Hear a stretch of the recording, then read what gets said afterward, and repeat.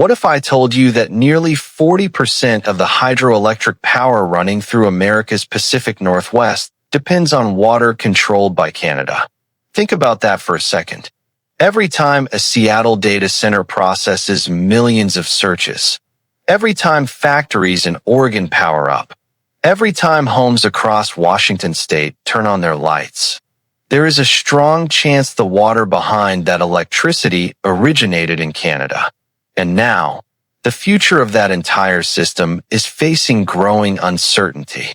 Because the Columbia River Treaty, a decades-old agreement that helped stabilize energy production, flood control, agriculture, and trade between Canada and the United States, is once again at the center of political tension.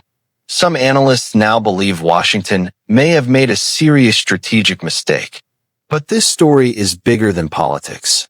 It is really a story about geography. Because you can negotiate tariffs, you can fight trade wars, but you cannot negotiate with a river. To understand why this matters so much, we have to go back to 1948.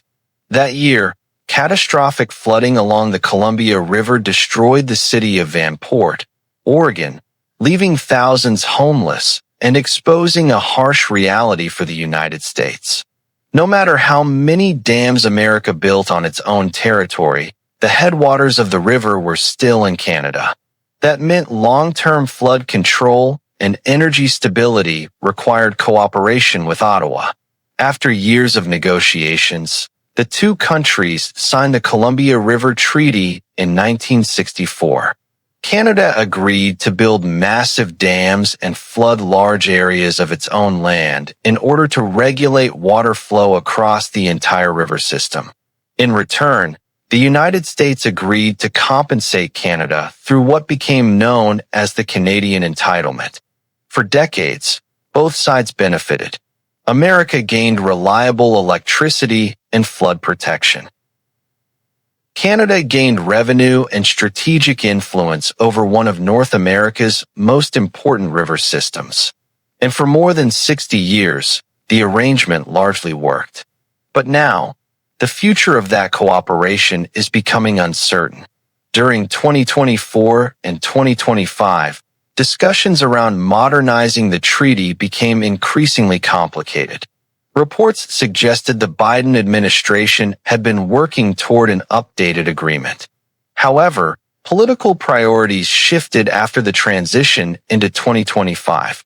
Some policymakers in Washington reportedly viewed the existing structure as too costly and began reconsidering how much leverage Canada should hold over the system.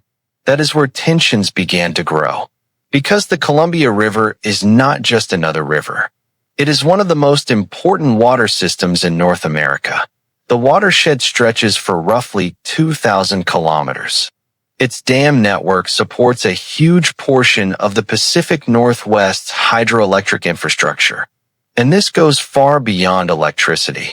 American agriculture, cargo shipping, irrigation systems, and major trade routes all rely heavily on the Columbia River system. Millions of tons of cargo move through this network every year. That is why experts warn that even small changes in long-term water cooperation could create major economic consequences. And this is where geography becomes more powerful than politics. Because rivers do not follow election cycles. They follow gravity. Now, it is important to separate facts from online exaggeration. Many viral videos describe this situation as a water war or claim America is about to lose control of its energy grid. That is not entirely accurate. Canada has not shut off water access. The U.S. power grid is not collapsing. Both countries still maintain strong economic cooperation. But uncertainty around future agreements has definitely increased. And uncertainty is something energy markets and infrastructure planners take very seriously. That is why analysts, business leaders, and energy experts across the Pacific Northwest are closely watching what happens next. The big question now is simple. Will Canada and the United States eventually negotiate a modernized agreement? Or will political tensions continue pushing both sides toward deeper strategic conflict? One thing is clear. The relationship between Canada and the United States is not built only on trade. It is built on geography, water systems, energy infrastructure, and decades of interconnected cooperation. And when politics collides with geography, the consequences can become enormous.